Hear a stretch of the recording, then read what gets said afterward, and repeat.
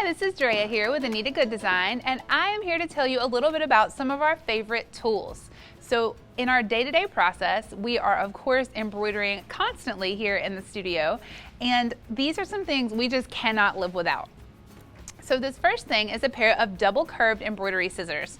Now you'll notice this one even has a ribbon on it. That's to signify they are mine.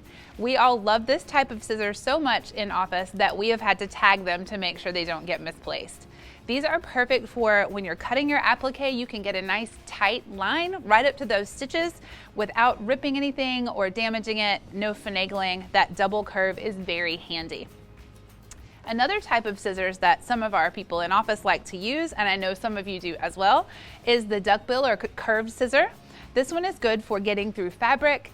It is shaped in a unique way that looks a little odd if you've never tried it before, but again, it's built to really get in, to get nice and tight with those stitches and your applique or fabric cutting.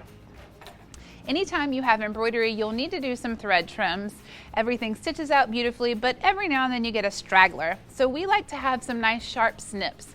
Some people like the curved squeezy snips. We prefer these teeny tiny, very sharp little scissors to get any thread or any leftover pieces or fuzzies that may remain once your stitch out is complete. I don't recommend using these until you're almost completely finished or your stitch out is through because they are very stabby.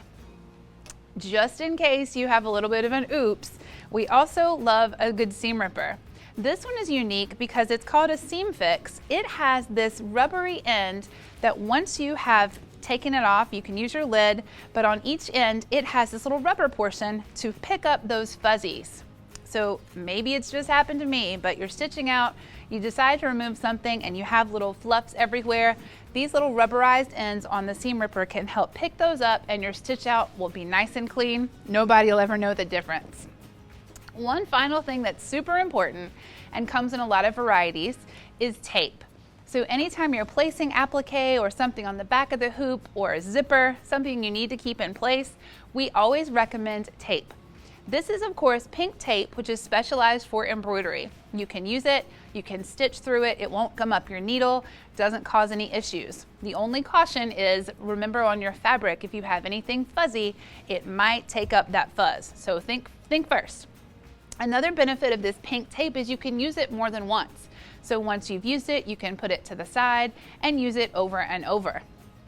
Another type we like here in office, it's a little more gentle and it's also reusable, is transport tape. It's made by 3M and it's clear, it tears off easily, and you can use it again over and over to hold your items down. So if you're looking for this, you'll find it with the bandages or in the first aid products in any store. Thanks for joining me today for some of our favorite tools. I look forward to seeing you in the future. Happy stitching!